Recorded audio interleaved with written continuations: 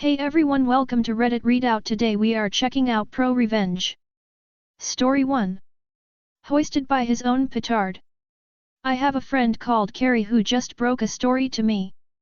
Not sure if it's petty or pro-revenge, or even malicious compliance, but here it is. Done on phone, an autocorrupt hates me. TL drive at the end. The cast, names have been changed to protect identities. Carrie, my friend, and the heroine of the story. Sharon, the secretary with loose morals. Roger, IT manager, and villain of the story. Yvonne, the CEO and company owner, also owner of 3 or so other small companies, one of which was in the same office block. Olivia, Roger's wife. Carrie works for a small IT company as a programmer and web designer along with about 8 others, including her manager and her newest colleague, Sharon the secretary. Roger is a womanizing rogue who makes frequent moderately offensive. Story 2. Racist bully ruins my life, I annihilated hers. So the title is self-explanatory, but you will be surprised. When I, F28, was in elementary school, I had a bully. I'll call her AIA because it's the only nice thing I will ever do for her. It all started in the first grade. She was the instant popular girl because she talked about her time in Ghana. She was born and raised there up until she was 4 years old when her parents immigrated to America, and I thought that was so cool because the only immigrants I have ever known were from Mexico. I'm also Mexican, which is something you need to remember, because we lived in Texas. I asked her what was life like in Africa. She looked at me and said in a very smug voice, "A lot better than Mexico." I thought that was weird, but I let it go because we were kids at the time and I think she just wanted to be cool or something. As the year went on, she always made offhanded. Story 3. Micromanager forced to step down after mismanaging a new retail service. This one might be petty and definitely not as epic as some of the posts I've seen here. And I'm long-winded. Relevant background info first. Anyway, several years ago I was working at one of the big hardware stores in my area. It's a household name and had some upward mobility with decent pay for the area. I never really found a niche there after my first year and a half. I learned quickly though, so they kinda made me a Swiss Army employee. I could work hardware, plumbing, mix paint, make keys, prepare contracts for installs, and knew all the features and flaws of the appliance models we sold. I was happy to do this because I was building a reputation as someone who could do everything. 2 years in, a new program was implemented that I was uniquely qualified to assist with. They created a new position for me. It was marketed as an all-in-one renovation/remodel service for interiors. I was to assist the designer with product selection, product information, contracts, and local marketing for this service. Everyone involved was super excited about it. Note, I was still only making $10 an hour in 2015 for this. The problem was that because this was brand new, no one knew how it should work. The designer basically had to figure it out for herself while I tried to catch her up with all of the store and product knowledge I had accumulated during my unique experience with the company. Issues with the program. It was way too expensive. Product to be used had to come from one of our stores, which was limiting. No one knew about it. It was a rocky start. Coworkers would call me over to talk to customers if they mentioned working on a big project, but that's all we had. No completed jobs to reference or anything provided by corporate to get us running. We made our own stuff. I put together a video advertising the service and got the nod from management to use company card to purchase a TV and media player to roll the video on repeat. We built vignettes in the store to showcase our design ability. I had been picking up a lot from the designer, so it ended up being a partnership in effect. The micromanager. Enter Devin, the assistant manager. He had actually been involved in the project from the beginning, and had been pretty supportive and brought good energy at first. But I think he got fed up with issues that we couldn't control, sloppy contractors refusing to fix things that they messed up, slow design process as customers worked out what they wanted, and people just backing out after taking a bunch of our time when they see the price. We were, on average, charging $3,000 more for a small bathroom remodel on labor alone. Consulting and design fees were also worked into the final cost. The product was discounted to basically being tax-free, but as I mentioned, options were limited to products the company sold. It was just too expensive to make many sales on the poorer side of town, where almost everyone knows some kind of contractor or tradesman with connections. It wasn't a good market for this program, but we did manage to start hitting, and exceeding, our numbers. Number 7 in the region for the brand new program was not bad. And just when we finally started getting some business and a rhythm around 8 months in, Devin decided that it was not working fast enough for him. Obviously the designer was to blame since he had no authority over the contractors or setting prices. She didn't know what she was doing and he was going to make some changes.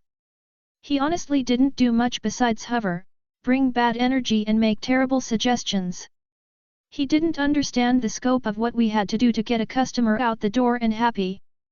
He forced us to cut corners and get the sale as quickly as possible without concern for liability, for basically destroying a room in someone's home to remake it, or what was realistic in terms of timelines. Customers felt rushed and got nervous. They backed out. We came to a standstill. We would only have 2 or 3 designs in progress at a time, but suddenly after working our asses off building the program, we had no customers for the first time in 6 months. Obviously Devin was not subjecting us to his authority hard enough. So he went harder, and fired the designer. I lost my patience. Justice, or injustice idk. I'm a chill dude, but I had been working my ass off for this company, making peanuts on the promise that I was working towards something. I endured working for the incompetent managers that got their positions because they started working there at 18 and made it their life. The toxic alpha male I will lead, you will follow BS was too much. So I started bullying him back, making fun of him in a teasing way where he couldn't really react without looking bad or losing control. I did that for a while and he left me alone to run the program in the interim since I was the only option. The designer and I had become friends though, so I was still mad about how it went down. I wasn't finished yet, but I didn't know what to do. Eventually they got another designer and Devin had me moved back to what I had been doing before. Passed over for several promotions that I was more than qualified for, the market had been flooded with long-time employees that were being moved around. Bad luck, but I was done with the place. One day we were sent an email link to an anonymous manager review survey. The store computers were set up with an always-on and logged-in user profile, so I wrote down the link and verified with a coworker that they weren't unique. In every department I visited that day, I wrote a review for Devin. All different ratings, some good, some bad, but I made the good ones so that they sounded bad, but as if I didn't know it was bad. I did that maybe 10 times. It wasn't character assassination or anything, just opinion-based stuff with some vague examples so no one could figure out it was me. I didn't lie either, I just said what people don't usually say out loud. He would barely look at anyone after that. A couple of weeks later he resigned his position as assistant manager and took an exterior design position at the other end of the store, as far away from the departments he had been over before. Basically the same thing as what we had done with interiors, but he was in the designer's shoes. I left a couple of months later to work tech support for DHS, but while I was still in training for that, my friends from the store told me he had gotten fired. Maybe he learned something? He should at least have learned how my designer friend felt. They were both fired at Christmas. Story 4. Topsy-turvy. Reposting my story originally submitted to r/Sudden Sugar Daddy. I started dating a girl about 7 years ago. When we met she was getting up on her feet and trying to find her way in life. I let my imagination take over and started envisioning her potential and what kind of life we would have together. I had never had the feeling of disarmed punch-drunk love that I had for her, and that probably clouded my judgment. Throughout our time together she would reach out and ask for money for things repairing a car, paying a bill, etc. We were getting closer the longer we dated, and I would always help her, assuming that I was making an investment in both of our lives by helping her through a period of instability. In all, I probably gave her about $15,000. After about 4 years of this, I finally popped the question. She accepted and we were married after a brief engagement. About 6 months into our marriage, she told me she had been having car trouble and needed about $2,000 for the repair. This struck me as a bit odd. By that time I was more than familiar with her vehicle and knew her explanation for what the issue was didn't make sense. One evening after she went to sleep, I went and had a look at the part of the car she had said was faulty. No issue. This set off alarms. I grabbed her phone and, on a hunch, typed in the amount she had asked for, and it returned a text message with a guy she had previously dated. Apparently he had reached out and asked for help repairing his car, and lo and behold, he had asked for the same amount she had requested from me. My stomach turned as the thought entered my mind that maybe I had subsidized other of this guy's expenses across the time I had dated my wife.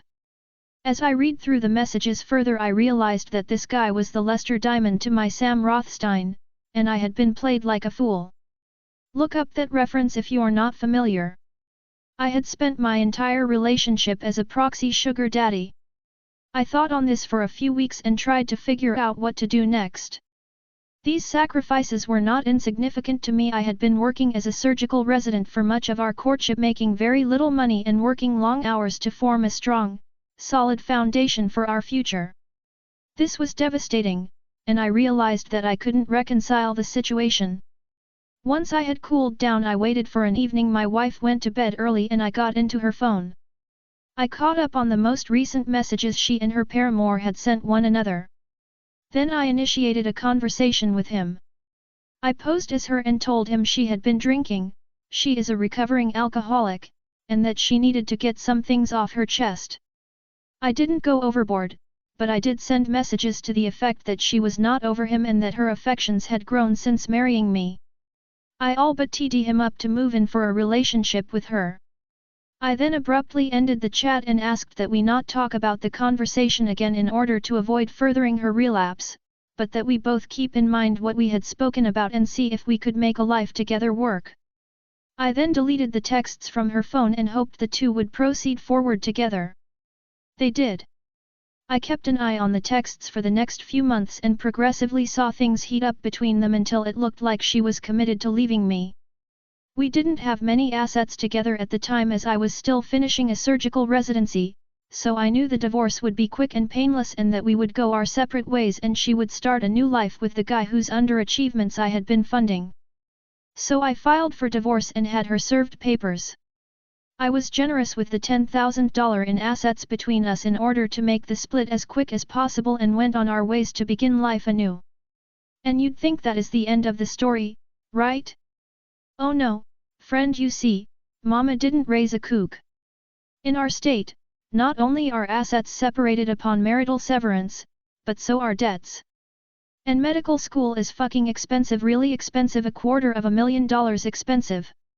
So, the bitch ended up with a parting gift of about $125,000 of my student loans. And guess who she shotgun married 2 months after our divorce? Fortunately for her, she'll only have to pay half of that amount, because if history does indeed repeat itself, he'll be paying the other half once their marriage ends as well. It was all I could do to not send them a piggy bank as a wedding gift. Best $15,000 I ever spent. That's all for today. Please don't forget to like and subscribe.